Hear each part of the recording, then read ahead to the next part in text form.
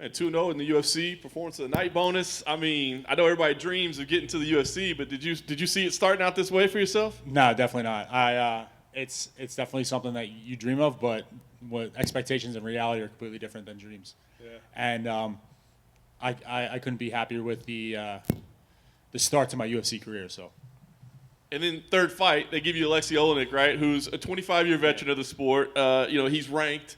I mean, what happens when that name comes across as the opponent?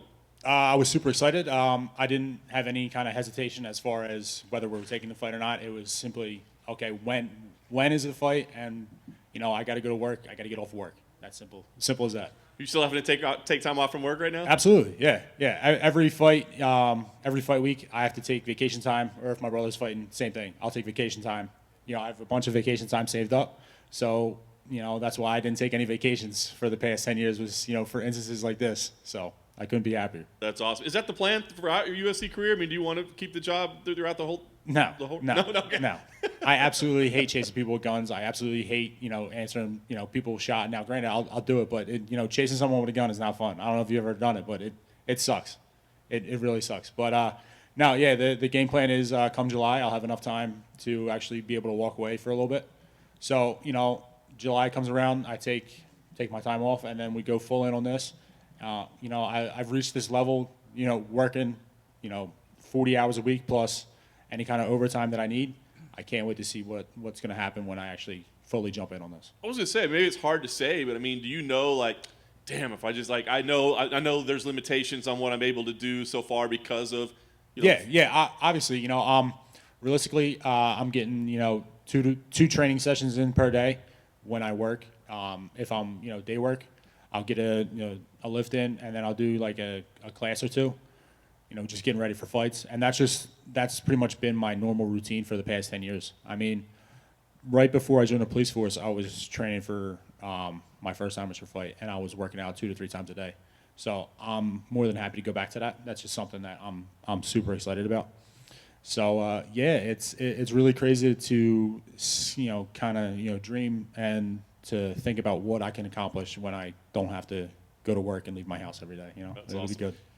I wonder what this fight. Now I know Alexi's not the biggest superstar in the sport, and I don't want to disrespect your other opponents, but is there any chance of being a little bit starstruck? Like this is the first time you're going to step in there with a dude that's been around for a while that you might have watched, coming up. I've definitely watched Aleksei for a lot of years, but no, when you're in there, it's just another body. There's no face to that. It's just I have a task at hand. I have to handle that task, and when I get that done, I get it done. That's it. I'll take I'll look back on all the people that I beat and all the names and all the big things like that when I'm done. Right now, it's for a lack of a better word, there's work to be done in that cage, and that's what I plan on doing. Nice. In terms of preparation, I mean, Aleksei's such a unique opponent, right? Yeah. I mean, is there any way did you do anything special or out of the ordinary to prepare for his grappling? No. I grapple all the time with high level grapplers, black belts, brown belts. It doesn't matter to me. Realistically, we game plan for certain opponents and certain tendencies that they do, but you can't get stuck on everything that they do because then you'll be waiting for that. You'll get hit with something. You'll get caught. There's just no need for that. I need to focus on what I need to do, and I need to dictate my game. Simple as that. Nice. And last thing for me, I mean, does this feel like a big moment, like kind of a breakout opportunity? I mean, what you've already accomplished has been special, but this would be a name, and then, as you said, kind of vault you into this full-time stage of your career. Next week it will. As of right now, no. This is another fight week. This is going through the motions of the fight week, coming out, seeing you guys, working out at the PI. This is something that we've done, that I've done. This is the third time now. My brother's done for 2 times. This is normalcy. So next week I'll sit back. I'll take a day. I'll reflect on everything, and then go from there and start it right back up. Hey man, what's up? When you look at his records and the number of fights that he's had, I think it'd be understandable to be somewhat overawed by his experience. But do you look at that and think, well, on the flip side, I'm the younger guy, I'll be the faster guy, the stronger guy. How do you view his experience? It's definitely something that he can rely on, but I wouldn't want to rely on that.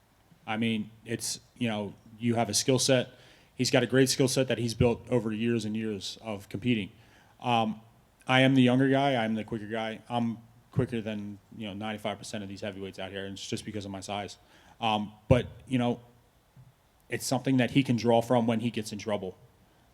When he gets rocked, when he gets hit, when he's in a bad position, he knows what to do in those positions strictly because he's been in there probably 1,000 times in those exact positions. So, I'm excited to test the waters out and to make a statement. I don't want to downplay the seriousness of it, but what is the worst thing about chasing a guy with a gun? Oh, them shooting at you.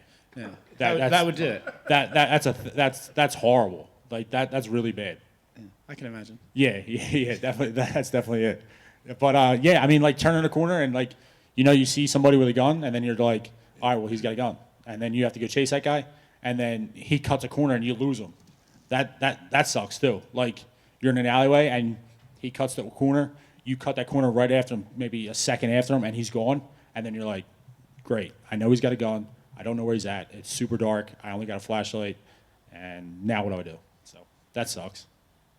But could be worse. Sure, thanks.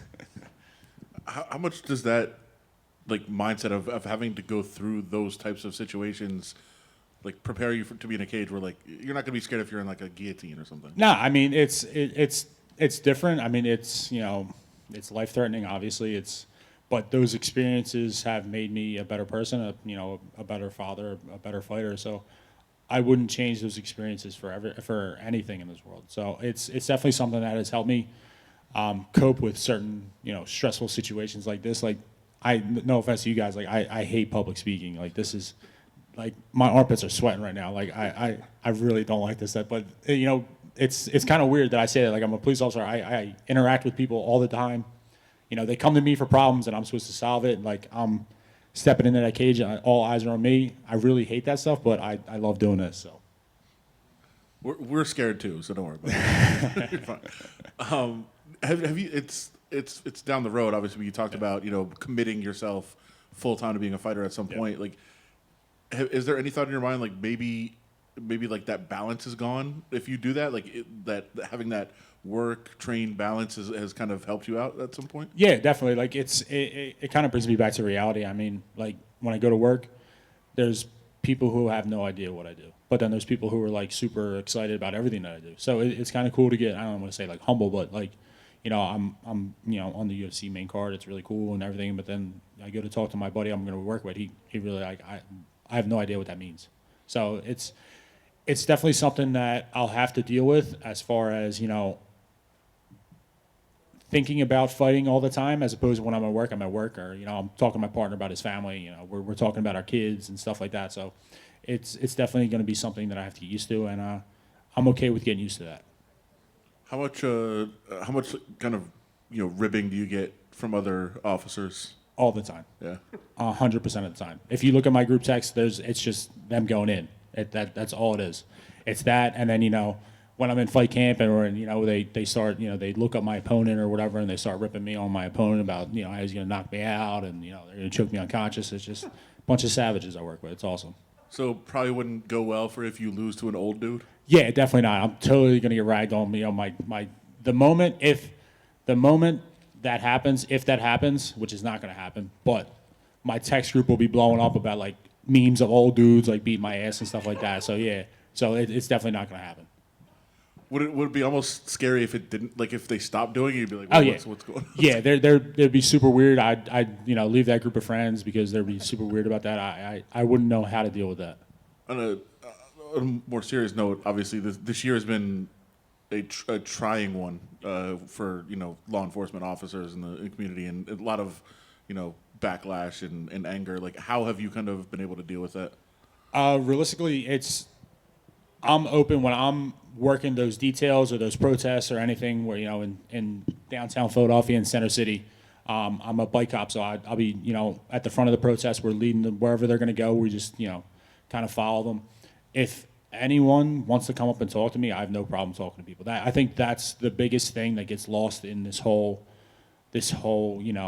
political aspect of the cops hate everyone hates the cops, is that if you just sit down and have a conversation with somebody, you'll realize that everyone wants the same thing. Like no one wants to lock anybody up. I mean, you have to do what you have to do, but I'm not out there to hurt you. I just want to make sure that everyone's safe, and that's what the biggest thing that people don't realize is that we're not these like mindless robots. So.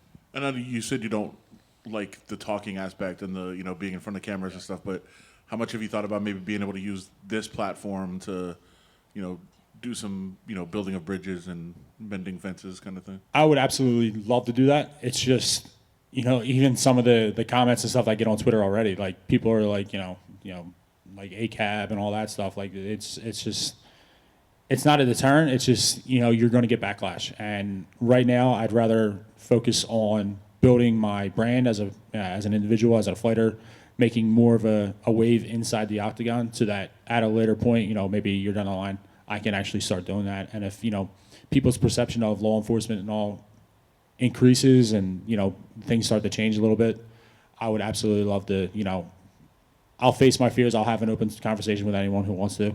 I'll stand up on a stage in front of, 50,000 people if they want to sit and ask me questions about the intricacies of being a police officer. I have no problem with that. Thanks so much, man. I appreciate it. Thank you. This kind of follows that question, and I know you said you didn't like a lot of the public speaking, Yeah. but I know the goal is to eventually fight full time. But I can also see where this would be great for the police force to have somebody out in the spotlight as well. Yep. If a position ever opened up, sort of like as a community liaison, where maybe you were off the beat, Yeah. able to do, is that something where you would like to stay involved with police? Because I know it is a brotherhood for Yeah. you all once you're there. Yeah. Is that something that you would maybe like to try to do if you could do that sort of thing and still be able to fight, or do you want to just eventually get to where you're fighting and you're able to step away from law enforcement completely? Realistically, the position I'm in right now, I'm a neighborhood resource officer within my specific area in my district. So realistically, I'm responsible for about like a 10 to 15 block radius with everything that goes on in that little area. Anything that happens with the community meetings, drives, like food drives, clothing drives. It's me and my partner who are going to be handling that. We get coordination through the other community relations officers who are actually working inside the district, and we'll be out there all the time. It's something that I like doing. It kind of sucks because, a lot of the older people who live where I work, they're the only ones who are willing to come up and speak to you. So we have to kind of bridge that gap between the older generation, us as the younger generation being law enforcement, and then us connecting with the younger generation who's actually living in those areas. I mean, where I work is an extremely impoverished area. Like it's really bad to where the point where, everyone's freaking out about Texas not having heat, with this frequent snowstorm. But you come up to Philadelphia, North Philadelphia, where I work, no one's had heat for the past 15 years in some of these houses. They're using their ovens to warm their houses all night or all day. So, that's nothing new to us, but it's just something that, that we have to deal with. And if a position did open up to where I can use this platform to help that platform, I would absolutely be all in on that. And we've also seen other fighters eventually parlay themselves into politics. Yes. If you get used to doing talking to the public and that Yeah. sort of thing, is that something that you would like to do eventually? I don't know about politics, man. There's a lot of shady people in politics. I deal with shady enough people on the street. I don't want to be dealing with that white collar crime, the shady people, making laws and all that stuff. I couldn't get used to that, all that backstabbing. I'm cool with, like, if you rip me off, I get to punch you square in the mouth and then we're done with it. Not the whole I got ripped off, my company's going down, and I got to work out some deal with this company, get your company back. Nah, I'm cool. No politics for me. Great, thank you so much. Thank you.